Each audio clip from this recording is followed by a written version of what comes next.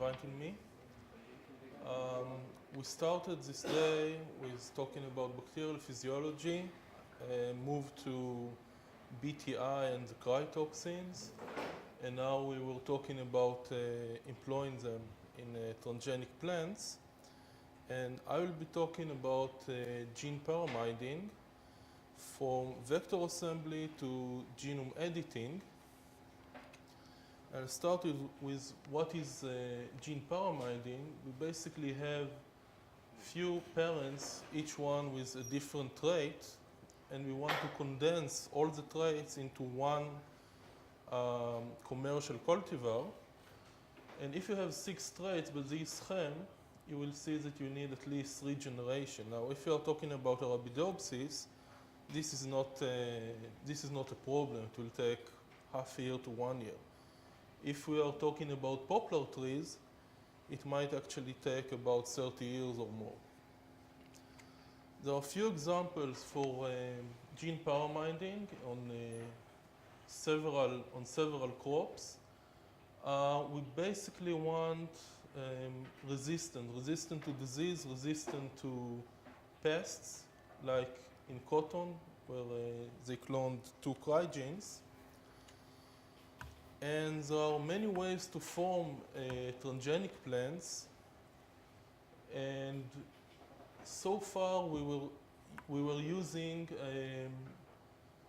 single gene vectors, which meant that we needed to make crosses between plants or retransformation or co-transformation of tDNAs into the plants, or using polyprotein constructs. And this caused a lot of problems, and mainly because we are using the tDNA construct, or the agrobacterium transformation system. And tDNA integrates into random genomic locations, and during these integrations, it produces some very weird structures, including duplications. And this results in inconsistent integration, complex integrations, and independent segregation later. And I can tell you that I was trying to form a library of 300 Arabidopsis plants. Only 60 of them had a single locus integration. Only 5 of them had a clean integration. And only 3 of them didn't hit a gene. So from 300, I actually ended with 3 transgenic plants that were clean and I could actually work with them, which causes a huge problem. Our approach was to make a modular multi-cassette plant transformation system, and I will later explain how we can actually make that it will be a single precise integration. The system is composed out of 2 plasmids, or a cassette vector, the PSAT vectors, and the binary vector, which has a tDNA area, which the agrobacterium knows to incorporate into the plant genome. And the PSAT vectors has a cassette which is flanked by a rare cutting nuclease like ISC1 or ASC1. And the binary vector contains a multiple cloning site of these rare cutters. What we can do is moving each cassette with AGE1 and NOT1 to another PSAT. We can clone with a rare cutter each cassette into its position on the binary vector, and of course we can move the genes between the different cassettes. In this case, we have 3 cassettes, and now we have a transgenic plant expressing RFP, GFP. This is just the autofluorescence, and this is all of them. We started with a basic binary construct having 6 possible cassettes. That PRCS2 plasmid have evolved into combinations of rare cutters, and later we also added engineered nucleases, engineered rare nucleases, the zinc finger nucleases, altogether achieving a possible cassette array of about 16 cassettes. What we have done then was to take pretty much every reporter gene we had in the lab and make this giant 9-cassette construct, allowing us to make transgenic plants expressing RFP, YFP, CFP, hygromycin resistant, PAP1, GAS, and BASTA resistant plants. And this was a beautiful proof of concept that we can actually build something like that, and all the reporter genes will work and will not make different recombinations event. But the real use of this system is to take a whole metabolic pathway and clone it into a plant. And in this case, we took the anti-malarial drug artemisinin and clone it into a tobacco plant, which produce this drug. You can take the same construct, put it in wheat or barley, and that will be the drug. Just you can eat the bread or whatever you make of it, and the sick person will be healed. But so far, I was talking about cloning, which is mainly done on the bench on your lab, and then making a transgenic plant. I said I will talk about intra-cellular gene pyramiding, which means genome editing. Now, I took this from Wikipedia, and I had the freedom to highlight few words here. The genome editing by rare cutting nucleases or engineered nucleases is pretty much having a molecular scissors that will make a specific double strand break in the genome. Now, this double strand break will be fixed by the cellular repair mechanism, and we have 2 mechanisms: homologous recombination or non-homologous end joining. While homologous recombination needs a donor DNA to make a copy of, non-homologous end joining is pretty much a simple cloning. And we have 3 different nucleases that are manufactured today and are in practice in different labs. The zinc finger nucleases, which I was making and work with, TAL nucleases, derivatives from the from the AVR-BS3 superfamily of Xanthomonas, and meganucleases, which are very difficult to adjust to bind new sequences. The principle of both the zinc finger nucleases and the TAL nucleases is very similar, and the idea here is to have a DNA binding domain and a FOC1 nuclear subunit. Now, both types of enzymes work as dimer. In this case, we have a 3-finger zinc finger nuclease. Each finger recognizes a specific triplet of nucleotides. So this enzyme recognizes 9 bases here, 9 bases here, with a spacer where this nuclear subunit will cleave and make a genomic double-strand break. What we have done was to incorporate a stop codon in the spacer site upstream to a reporter gene. So this is an inactive reporter gene, and if the nuclease will cleave this site and make a genomic double-strand break, through non-homologous end joining, we will get an exclusion of the stop codon and restoration of the reporter gene.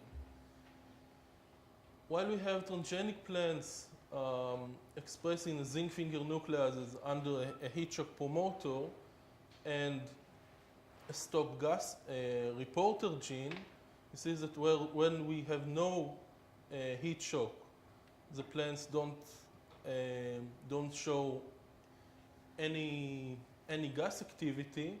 While with heat shock, we see blue plants, or in here, fluorescent substrate for the beta-glucuronidase.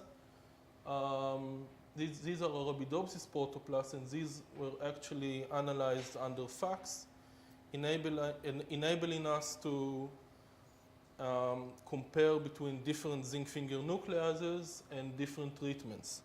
But I'm not going to talk about that. I'll talk about the strategies for genome editing. And there are actually 4 strategies to edit the genome based on the 2 repair pathways. We can make mutations or targeted gene insertions, deletion or gene replacement, or gene replacement through homologous recombination. What we have done was to take a cassette containing a GFP gene flanked by the same zinc finger nuclease target site, and then target it with a zinc finger nuclease and a donor DNA containing HPT1 or hygromycin resistant. We are searching for mutation, deletions, insertion, and replacement events. Mutation analysis shows you that the spacer was cleaved and or was shortened or was longer, resulting in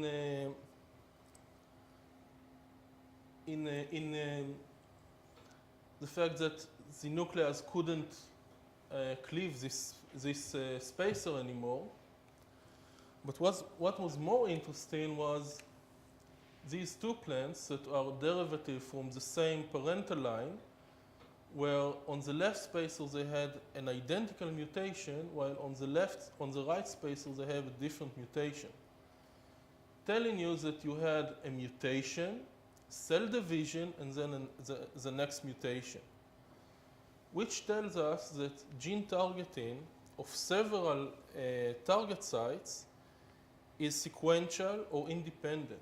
And the true meaning is that if you have 10% chance to have a mutation here and 10% chance to have a mutation here, you will have 1% chance getting a deletion or an insertion event, which are the ratios that we got. Deletion events looked just like here. This is a parent, GFP positive, GFP negative. PCR on the locus shows that we did have a deletion. Replacement event gave us plants resistant to hygromycin. The HPT1 is bigger than the GFP, and indeed we have a higher band. And of course, GFP negative while hygromycin positive. And when we look at the integration site, we do see the HPT sequence and truncated zinc finger nuclease target sites. In another experiment we did, and this experiment was to show that the tDNA integrates as a double-strand DNA to the plant genome, we saw that when we digest with ISCE1, we have a perfect ligation, exactly as we do in the lab on in vitro plasmids. So we can actually use the same enzyme to put something or to take something out. When we tried to have a specific insertion events, we were successful too. The tDNA was digested by the zinc finger nucleases, and incorporated right into its place on the transgenic plant. So if I will sum this, we can basically have a multi-gene construct, make a transgenic plant. If we make a specific nuclease into a specific location, this entire construct will incorporate that specific location, and this way we don't need to target a gene or an undesired place. We can have a single integration event, and then we can edit the entire area. We can throw away resistant, replace it with another array, pretty much do anything we want on that specific region. So if I was talking about transgenic plants and how we can incorporate more and more traits into one genomic location, we can do the same thing with non-transgenic plants. Now, true that if you want to move cryogenes from BTI to plants, it will be transgenic. But if the traits already exist in the species, and what we need to do are small mutations, we can do it as seen here. This is a transgenic tobacco with the same stop gas construct. But here the zinc finger nuclease was carried by a tobacco rattle virus, transiently expressing the zinc finger nuclease, making the mutations, and I think that the most beautiful pictures here are this picture where you see a whole new bud targeted, or these pollens that will give a new generation of targeted seeds. If I will sum all the methods that we have to paramidine for gene paramidine, we can use multi-cassette vectors, utilize programmable rare cutting nucleases for targeted integration of tDNA, and then edit, and I think mainly delete selectable markers. Or we could utilize just the rare cutter nucleases to target endogenous genes or to transfer new traits. I'd like to thank my mentor, Tzvi Tzfira, the zinc finger team that worked with me, and these two continue to PhD studies. Ben and Verdit have done lots of the work on the multi-cassette platforms. We were supported by the BARD Fellowship, the CPBR Fellowship, and Dow AgroScience. I'd like to thank my family and to Arieh for being a fortified castle in harsh days. Thank you.